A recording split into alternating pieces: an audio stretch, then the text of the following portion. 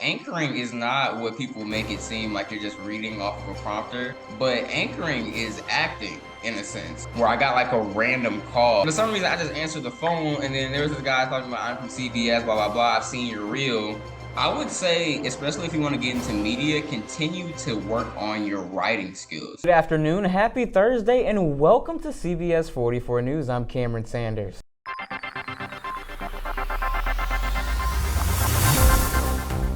What's up everyone, my name is Václav Černošek and I'm the founder of BLUELENS Production. This is the second episode of the video series that I started where I'm talking with the people from the media industry. In the first episode I was talking with Nick. If you haven't seen it yet, go check it out. And in the second episode I'm talking with Cam. Cam is a host at a news station. We talked about how he got to this position right after 2 months from graduating college. He also told to me how he started as a news reporter. I think it's very interesting information if you would like to work in a news industry or know a little bit more how does it work there. Because he shared with me also how his day usually looks like. I hope you will like this episode and enjoy it. I know since I met you in college, you were always passionate about being in front of the camera. And I remember in our sports workshop, not even you wanted to do it, you were always good at it. So I want to ask you if this was something that you were passionate in since you were young, maybe already like middle school or high school. Was this already something that you wanted to pursue for your career? Well, first, I appreciate you for having me on, Václav. And second, yes, it's been a passion for an extremely long time. The first time I read a prompter was actually in elementary school. So I've been reading prompters for a long time. And as a kid, I originally wanted to play sports growing up, which I feel like a lot of people wanted to do. But once I but I also had this passion for TV and kind of entertainment as well. I've always liked being in front of the camera.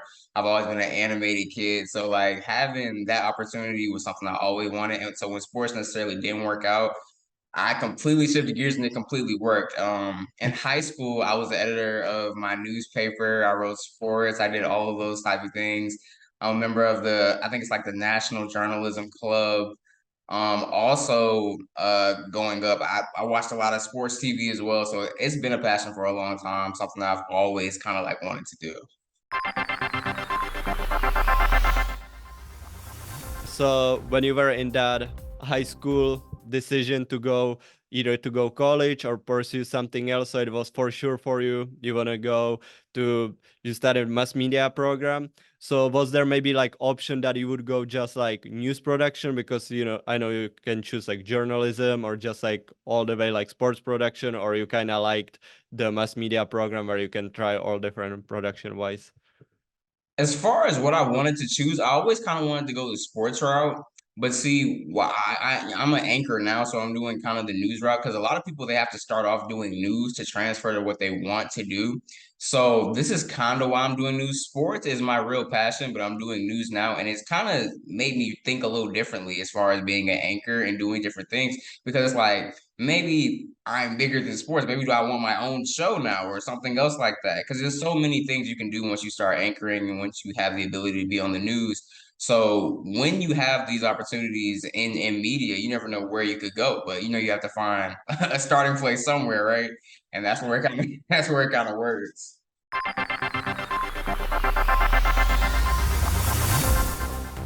So you mentioned your anchor now. So you graduated in last year in May from college. So can you tell me a little bit about the way how you get to be anchor in a news station right after college? So a lot of people, as soon as I think I had posted on Instagram that I was an anchor, and everyone was like, "You left college like not even a year ago. How is that possible?" And I think it's more of right place, right time thing for me about how I actually became the anchor. I was a news reporter for I would at least say like maybe 4 or 5 months, and the anchor we had at our station ended up retiring, and so there was no real replacement for him yet. And so I kind of offered. I was like, because I always wanted to anchor anyway. I was like, I can anchor. Just give me a shot. And so what they thought it was going to be like a test run, but I ended up doing better than they expected. And they were like, okay, he may have a little bit of something. And then I kept going and going and going. And it was just kind of just I was trying to get better every day. I took it extremely seriously every time I was there. I was like almost trying to compete with myself, my co-anchor, all of those things. And it kind of just worked out for me. It was just like, well, he can really do this. And so I kind of continued to get better over and over. And I feel like that came from like watching myself a lot of the times too. Like after the show was over, go and look at a recording, see what I did, see what I could do better. And once I started doing those things, I kind of got better as time went on. And that's how I became the anchor pretty much. So when you were news reporter, you started doing that your last semester in college, right? Right. So how did you got into that position? Was it again some you met somebody, or was it more like an internship position, or how were you able to do it still while you were in college? So that was honestly pretty interesting. It was fall, I think it was like fall Christmas break, the semester before, where I got like a random call. And you know how sometimes people be calling on your phone and you like, what number is this? I'm not gonna I'm not gonna Yeah. answer. That's what happened. And then for some reason I just answered the phone and then there was this guy talking about I'm from CBS, blah blah blah. I've seen your reel because I had post a teacher made us post our reels on YouTube. And I Mm-hmm. guess he kind of saw that I went to Valdosta State. I was close to the area, and that's kind of why he called me. But at the same time, I'm like, is this real or not? Like, so, Yeah. so I'm Googling, is it real or not? What actually is this? And he was like, and this is time like I ain't this is like my senior year. You know how it is. Like you looking Yeah. for a job, you ain't seen nothing, you ain't heard nothing. So I'm like, so he's like, when can you come down here? I was like, I can come down there tomorrow. Like, Yeah. I right? will be there. Right. Like I wasn't trying to waste no time. So I literally drove to Cordele. The station's in Cordele. So I drove to Cordele the next day.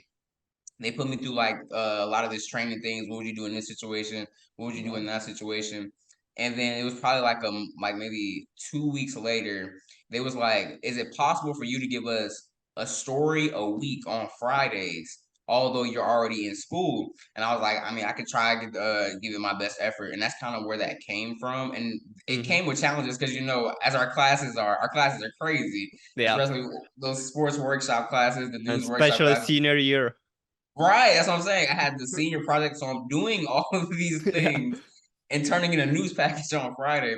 So it was Friday could be extremely stressful for me at the end of the day. So it was kind of a culmination of those things that kind of had to work out.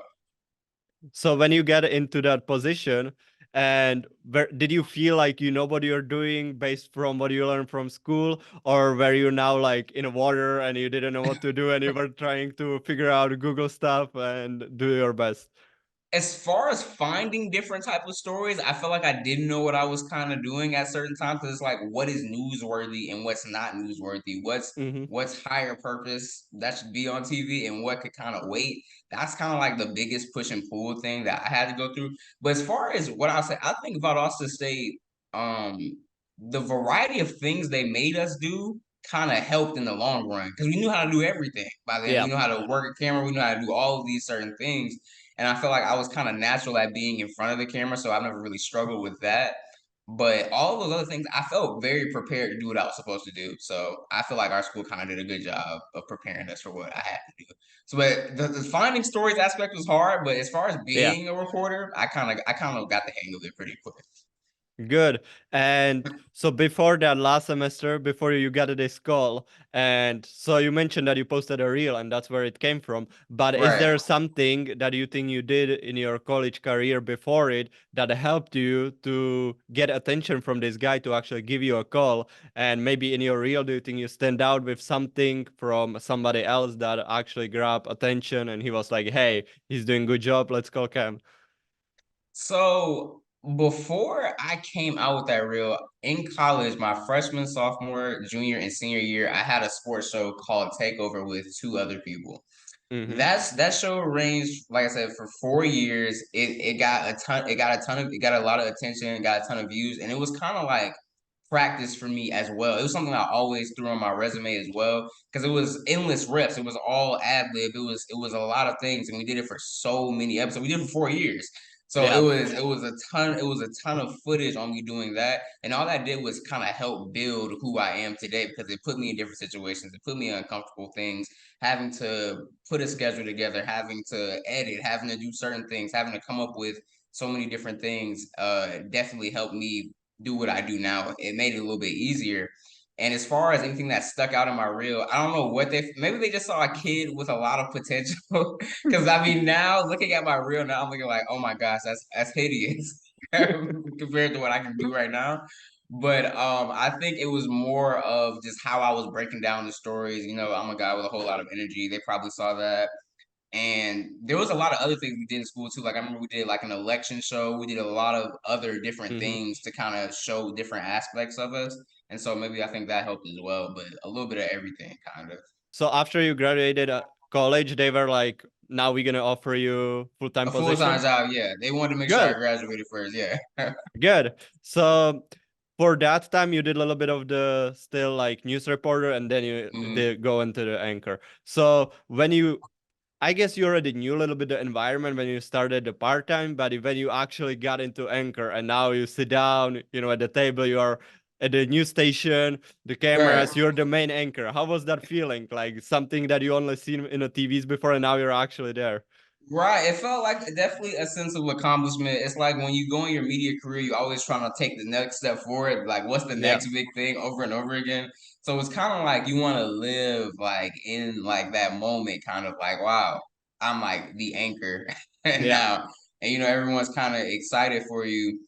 But it's just like sometimes you really have to enjoy those moments because I'm probably thinking like next, like, what's the next thing I can do after this, right? Uh-huh. But I feel like at this point, I'm probably a lot farther than a lot of other people right now.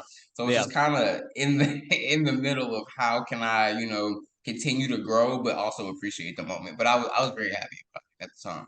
Was there something like challenging situation at the beginning or like some learning points that you know now? If you would know at the beginning when you got into the anchoring position, you would, this could actually help me to do better job at the beginning, you know, that you know now after almost 1 year doing the job. Well, I'll tell you, you know, anchoring is not what people make it seem like you're just reading off of a prompter, which I know Uh-huh. would probably make sense, like common sense to you because you've done all the things in mass media. But anchoring is acting in a sense. Yeah. You cause to really tell the stories, you have to change your vitality. You have to change the way you speak. If it's a very sad story, you kind of have to sound sad when you're Mm-hmm. delivering what you're saying. If it's more upbeat, you have to do more upbeat things. You have to emphasize certain words. You can't just be like, "Well, he got shot yesterday." It's Yeah. more of like, like it's more of a thing. Like every time you're reading on the prompter, you're actually telling a story to Mm-hmm. someone like for the first time, like if I'm talking to you and I'm telling you a story, that's exactly like what it is. And there's so many other things like when to ad lib, when to like go a little off script, but can you reel yourself back in to where you can do it? And Yeah, everything is makes sense. timed. So it's like the producers in your ear saying, all right, sports left. You got this much time left in the show. Do we need to throw another commercial in? Can you wrap it up right here? Can you go a little quicker right here? So, you know, there's so many things being told in your ear. You're multitasking a lot. You also want to have that kind of like connection with your co-anchor. That's you Yeah. know that's good for TV and things like that. And there's so many unexpected things that can have be a technical difficulty. So you Uh-huh. never know what could happen, and it's like okay, I need to do all of these things at one time, and it can be a lot sometimes. Yeah. And you know, and you have to find your voice as an anchor too. Like you can't just talk how you would regularly talk all the time. And Mm-hmm. that was like a learning point for me. Like, I have to talk a certain way over and over again, especially for certain stories. And that's where like the vitality changes and all those other things. So I really had to find my voice and find your pace too. Like I know I'm probably talking a whole lot, but it's so many things. Like you can run out of breath up there if you do it wrong. Like if it's a Uh-huh. comma, you should stop or you're gonna fall out the chair and die. So so like stopping at periods, stopping at commas, really emphasizing that breath. It's a lot of breath work there too. But those are some of the things that I struggled with before, but have gotten better at now. Good, those are definitely important points. So now can you, for somebody maybe who would like to be one-time news anchor, but all they see is just the person in a TV, can you explain maybe a little bit how does your day look like? Like, do you go there in the morning, you work Mhm. from 9 to 5, or is it more like different days, or do you work Monday to Friday, or how does your schedule and days looks like as a news anchor? Okay, so luckily my local TV station doesn't have weekend news, so I don't have to work on the weekends, and it's Good. it's great for now. I'm sure as I go up, there'll be weekend things, and I have to probably work on Yeah. the weekends a little bit more. But as far as what my day to day is, usually I get up and I work out before I go to work. So I probably go to the gym, I come back, then I probably head for work by I do a noon show and I do a 6 o'clock show. So I Mm-hmm. head to work probably at let's see, I'm at work by like 10:30, maybe 10:15, an hour or two plus before the show starts. And I'm going over scripts. I'm talking with my producer about certain things. And it's crazy because I'm from Atlanta originally, and a lot of South Yeah. Georgia towns I don't really know how to say those names all the time. So I'm like kind of checking where is this how you say this? Because there's a town named it's like what is it Vienna, but usually it's the Okay. word is Vienna, right? Yeah. Right. So, and it's like one town is called like Houston County, but it's spelled like Houston. So like a lot of right, and you're trying to say those things on TV, and it's like you don't want to say it wrong because a lot of those people in the area be like, oh, he's not from this area, obviously, because he Yeah. don't know how to say the town right. So I'm trying to check if the words right, all those things. I'm editing my script to make it sound like more of my voice when I'm editing it. And so kind of just things like that. And then I'm going out there and just going kind of endless reps of kind of going through the show before the show starts, before everything happens. And then after that, it's more of like a rest period. As far reporters are sending things in, I'm looking at Mm-hmm. reporter stories. I'm trying to probably help reporters find the next story that they have for the next day. And I'm looking at different packages because we could get packages from reporters, we could get packages from like national news as well. And so a Oh, lot okay. of different other things. I'm working on how I would say certain things. And I'm also putting together reels. I've put together a reel for myself anchoring every month so I can kind of see Really? the growth for myself. And so a lot of those different things, and it's just talking to different people as well. Like I've also talked to some people from Fox 5 just to see like what they think, how I could push forward, get a little bit better. And so it's a culmination of things like that. Just it's a lot of stuff going on. Good. Do you put those reels somewhere? Can people see that, or you just Yes, keep them? they're on YouTube. They're on YouTube. They're on my YouTube page. I'll probably send them to you afterwards if you Yeah, want to look send it at to me, some. Yeah. and I can link it. I I mean, got you. it's for sure good, for people who would like to go that Right. pathway, or look at it and Yeah, can see see the start. how. Yeah. Yeah, exactly. Right. So for now, what's your future? Where do you want to take it from now? What's your goals? Do you want to go into the sports? Do you want to stay Hmm. maybe a little bit for the news, or where's your point where you would like to level up yourself, and where are you Hmm. looking at? So I feel like the next step for me is to probably go into a bigger market. Currently right now in a local South Georgia market. I honestly probably want to get out of the state of Georgia, believe it or not. But I would probably want to go to a higher market, maybe in a bigger city.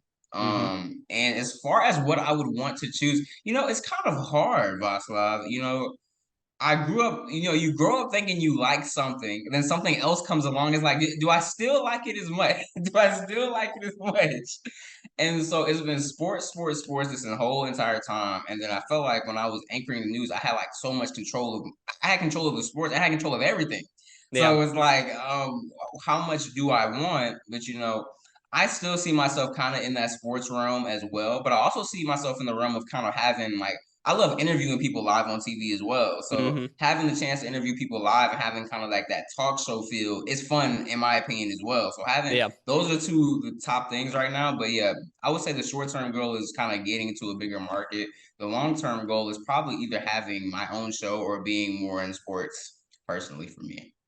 That would be good. Would be Yeah. excited to say one time that I had on my show guy who has a show on a big TV, All and I'm right. sure I'm sure you can do it. Right, right. We're working there. We're working there. Yeah. So just at the end, is there anything else that you would say to the young people, maybe who's still in high school, college, or getting out of the college, something that they could do to improve their portfolio or get something that could help them to land their job that they're looking for? I would say, especially if you want to get into media, continue to work on your writing skills because you never know when you're gonna have to write a script or want to have Yeah. to map out something. Continue to write and continue to come out with just even if nobody's watching what you're putting out, continue to put something out for you. Even if you are Hmm. the only viewer, it gets no views. continue to put it out because you're helping yourself, and you never know who could just one day just stumble upon your video and be like, That's true. I kind of like what I like what I see. So even if no one's watching it, I continue to stress, continue to put it out. Just put something out. And if you do, and if you continue to do that and you continue to work on your craft, somebody will see you. Good. That's definitely a good point. You never know who's Yeah. gonna see your work, and then you You never can know. get some job from it. Right, right. I thank you so much, Kim. It No was problem, man. No good problem. information. I hope you enjoyed the second episode with Cam. Thank you for watching it all the way here. I hope you learned something new. If you did, please comment it below in the comments, hit the subscribe button, and share it with your friends. You can also follow me on Instagram at BLUELENS PRODUCTION or on TikTok at BLUELENSProduction.com. Please DM me if you are a person who works in the media industry and you would like to share your story, because I would like to hear it and share it with other people who like or would like to work in a media industry. I hope you enjoyed this episode, and don't forget to subscribe to this channel so you don't miss any future videos. And thank you again for watching this, and I will see you at the next one.